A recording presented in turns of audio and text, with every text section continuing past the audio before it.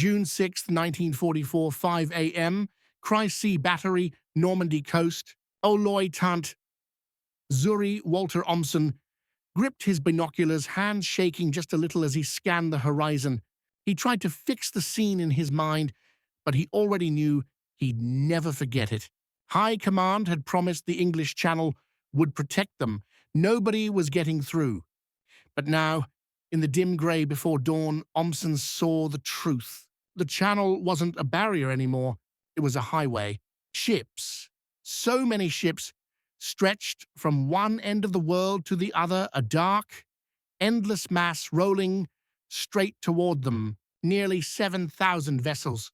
Warships, landing craft, merchant ships, support boats, more than 195,000 sailors from 8 countries, all heading for the beaches.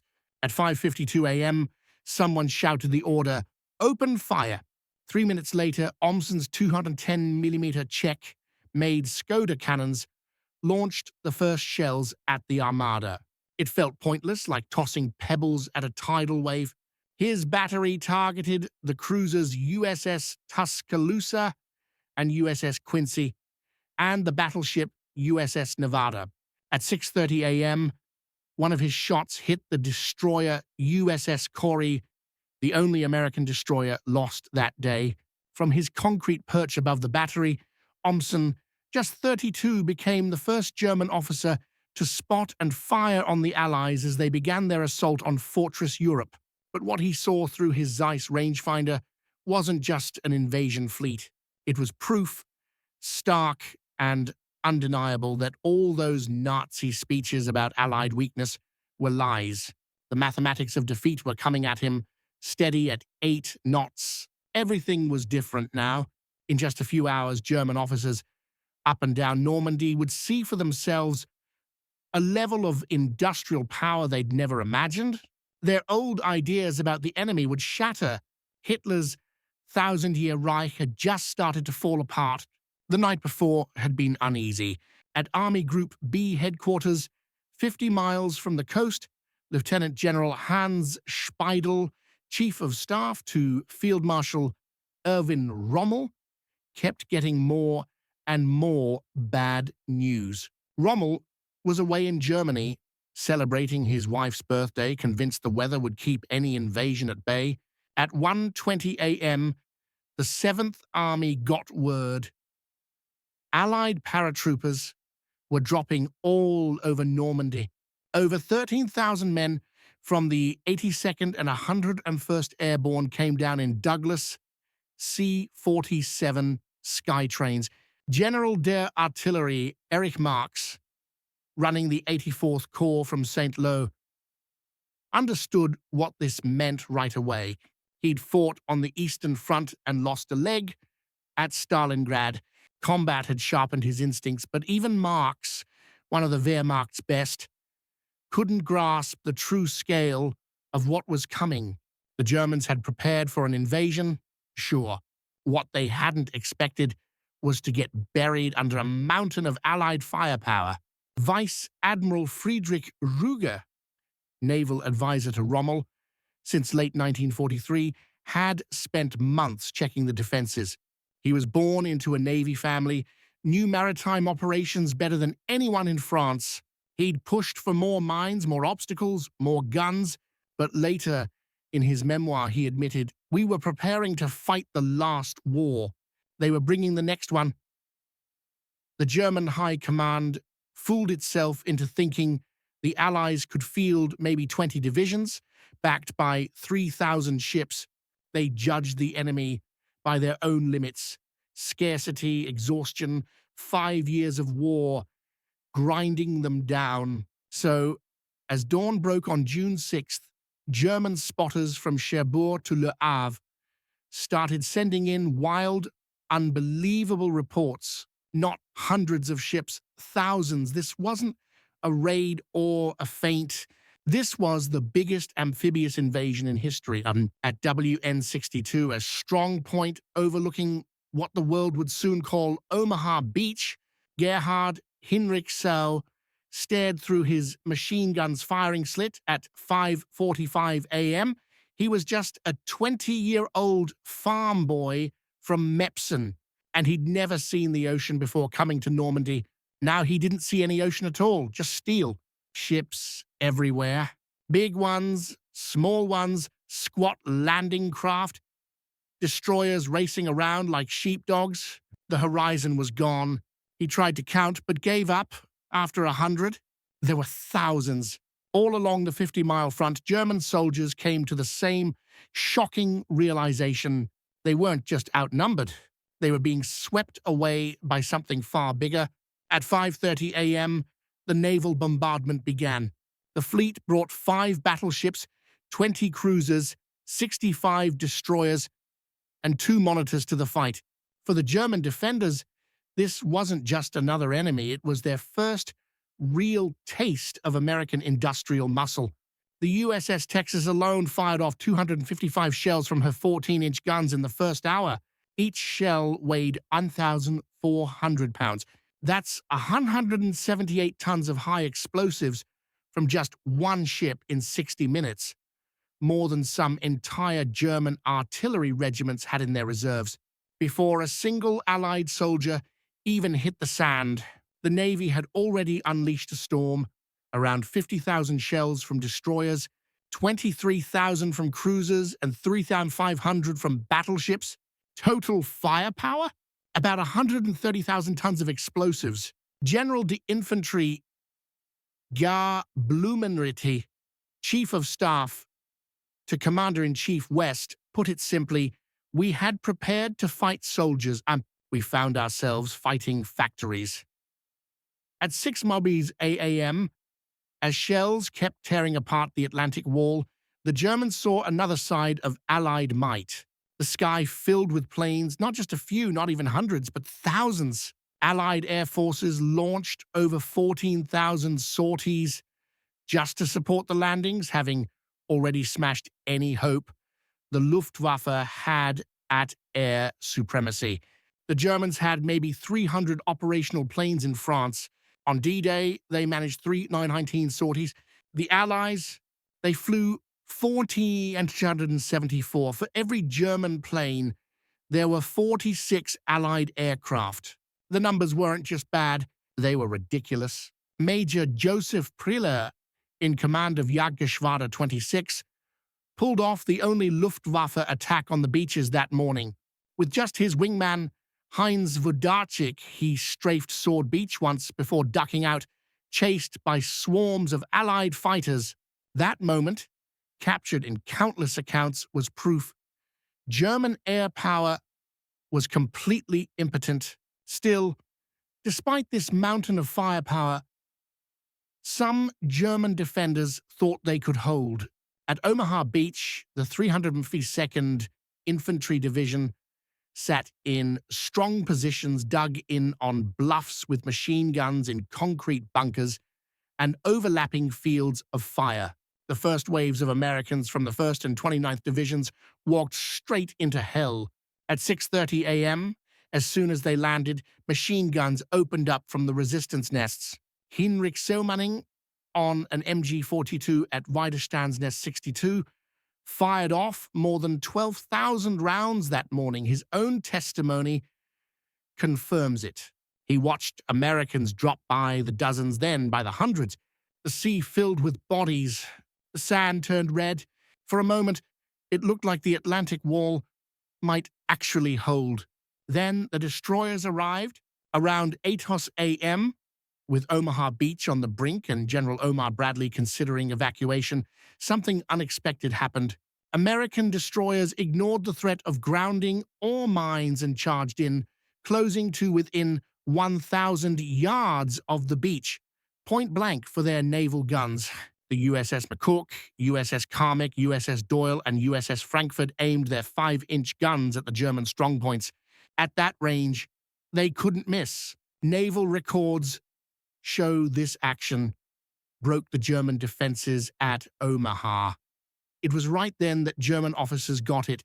American industrial might wasn't just about numbers. It was about using ships as tools, not treasures, throwing them into danger, and replacing them without hesitation. The destroyer USS Corrie went down, but the next ship moved right up. Ships weren't precious to the Americans. They were expendable, and America had more, lots more. As the morning wore on, the Germans watched something they'd never really seen before. The landing craft just kept coming, wave after wave, hour after hour. It was an endless conveyor belt, pouring men and gear from the sea onto the shore. The range of vessels stunned them. LCTs dropped 30-ton Sherman tanks right onto the sand. LSTs, huge at 328 feet, ran themselves onto the beach and flung open their bow doors to unload whole tank companies. UKW amphibious trucks swam ashore, rolled up the beach, and started hauling supplies straight into the fight. By the end of the day, the Allies had put about 156,000 troops ashore, 132,615 by sea, 23,400 by air. That's more than the entire German 7th Army defending Normandy. In those first 24 hours, the Allies landed 156,000 people, 20,000 vehicles, 1,300 tanks, and 15,000 tons of supplies. The German 7th Army? They had fewer than 500 working tanks for all of Normandy. The Allies landed 3 times that many on day one. The German response didn't just show they were outgunned, it exposed a system that simply couldn't keep up with the scale and speed of the Allied assault.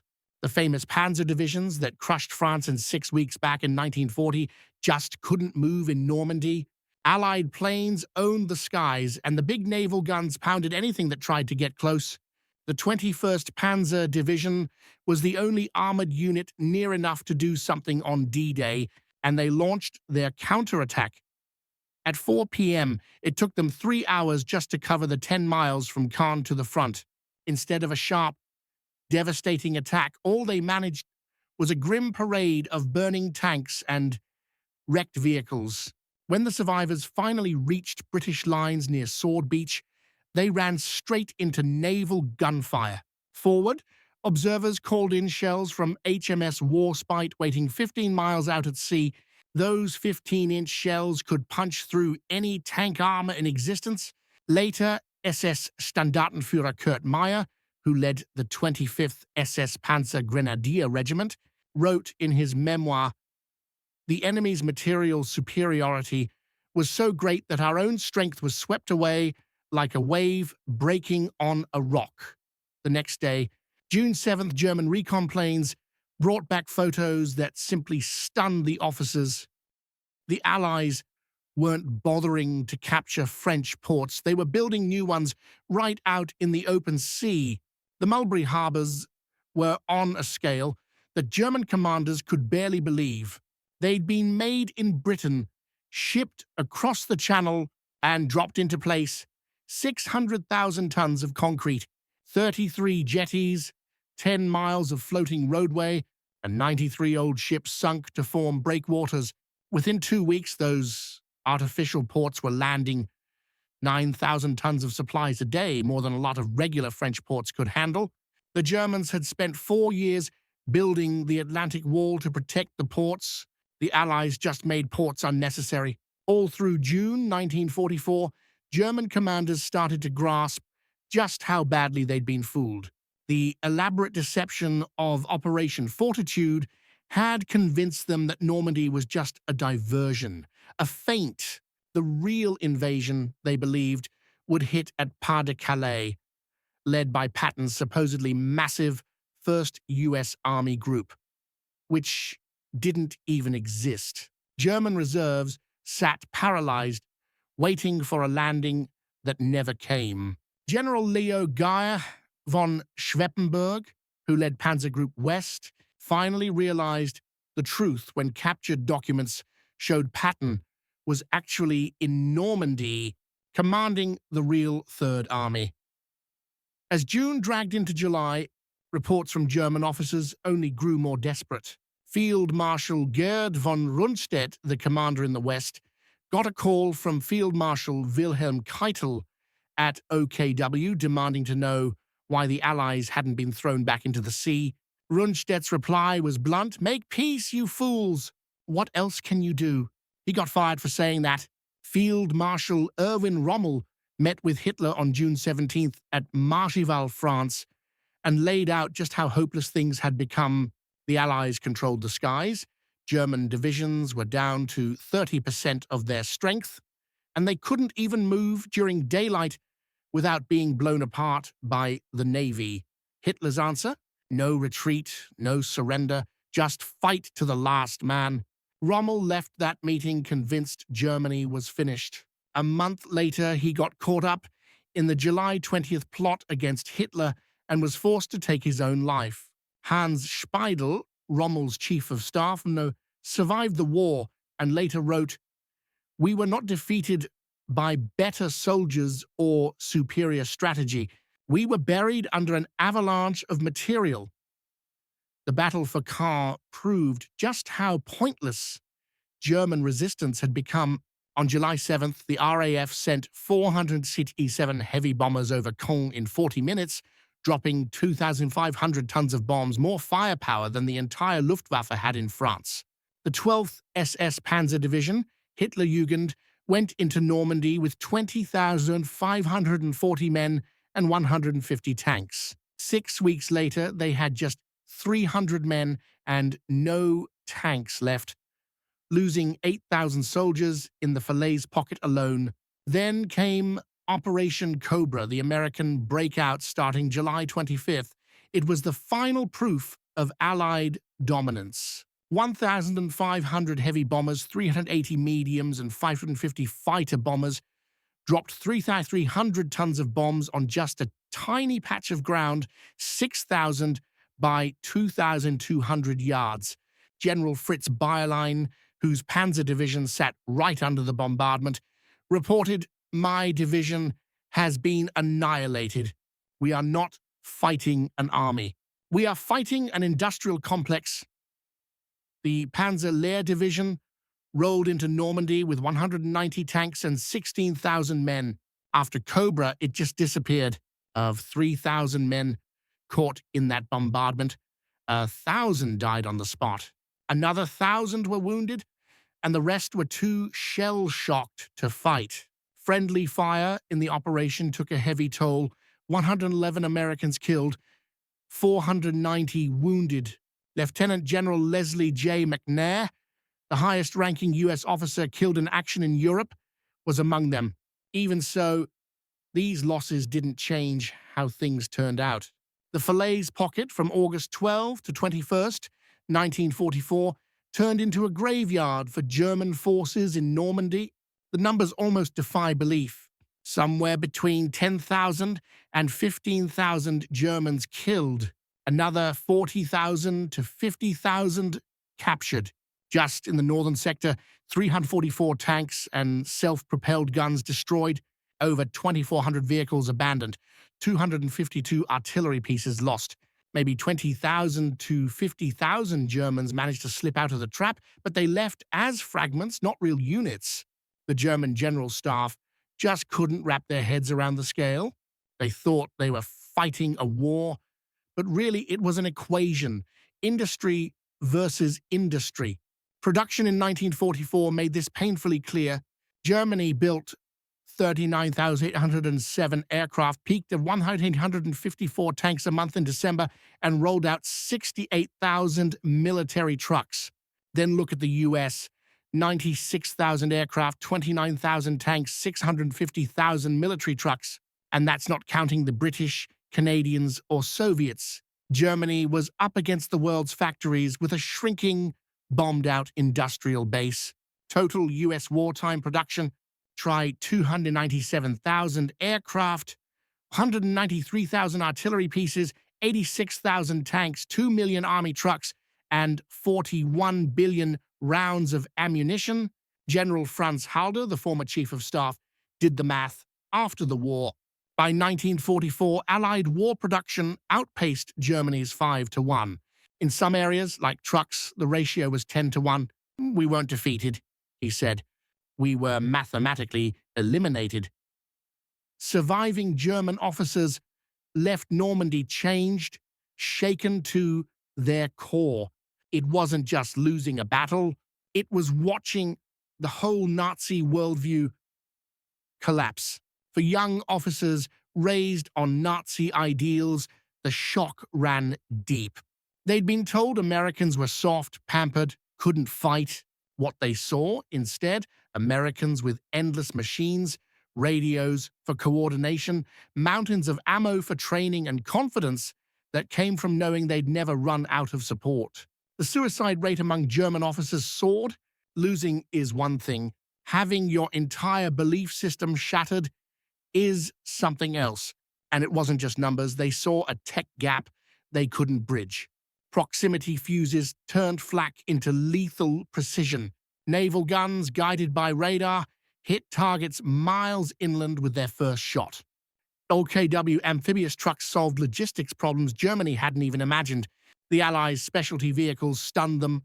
Hobart's funnies, those weird tanks that cleared mines, laid bridges, and smashed bunkers. The Allies solved problems with engineering, not just blood. German officers learned to fear naval gunfire above all. The HMS Rodney's 16-inch guns lobbed 2,248-pound shells 23 miles inland. USS Nevada, USS Texas, and HMS Warspite fired salvos that wiped out anything in their sights. German gunners tried to fight back, but ships just moved and fired back even harder. By July 1944, Germans stopped moving in daylight.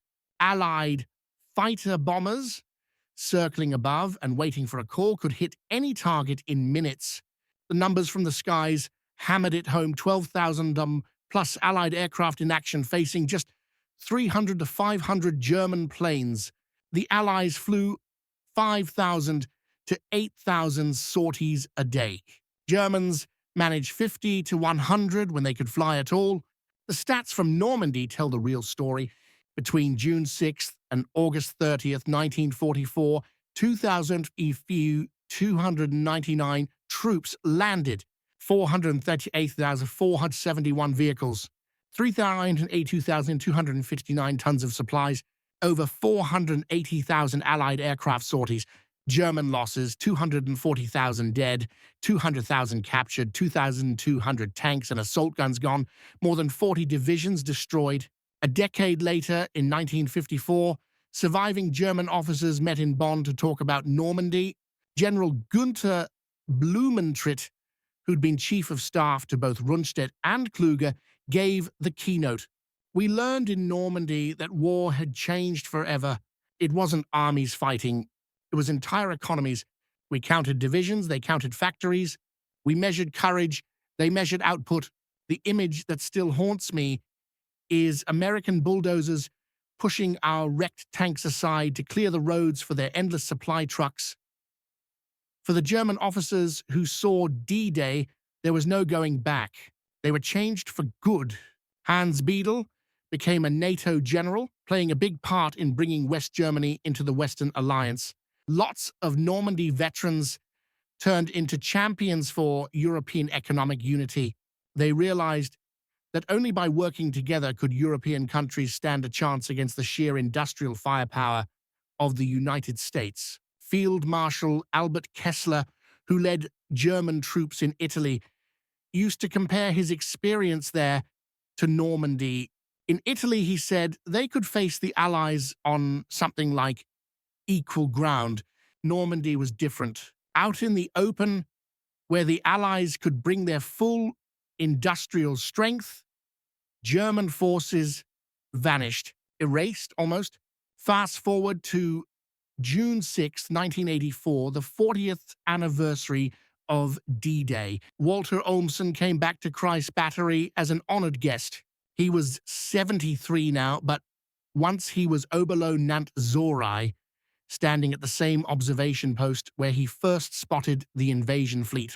Looking out over the water with other veterans from both sides, he told them, 40 years ago, I stood here and saw the impossible, a sea of ships from one horizon to the other. I realized then that everything I'd been taught was wrong. Weak nations don't build 7,000 ships. Divided nations don't launch an invasion like that. He remembered firing at that armada, but it felt like throwing pebbles at the tide. They sank one destroyer, maybe damaged a few more. For every ship that went down, 100 kept coming. Young officers still study the tactics from Normandy, but he thought the real lesson was much simpler. In modern war, the side with the bigger factories wins. Industrial power is military power. That endless line of ships wasn't just an invasion, it was America's production lines made real. For the German officers watching as nearly 7,000 Allied ships rolled in on D-Day, it was more than just an attack. It was a glimpse of the future, a future where industrial capacity mattered more than anything else. That impossible armada, stretching as far as they could see, made it clear traditional military skills didn't matter much anymore. They had trained for war, but what they met that morning was the sheer force of American industry. Their defeat wasn't about bravery or tactics, it was about numbers, not a lack of courage, but a shortage of trucks, tanks, and everything else. That lesson was hammered home in steel across the English Channel on June the 6th, 1944, when those thousands of ships announced that American industry had arrived in Europe and nothing would ever be the same again.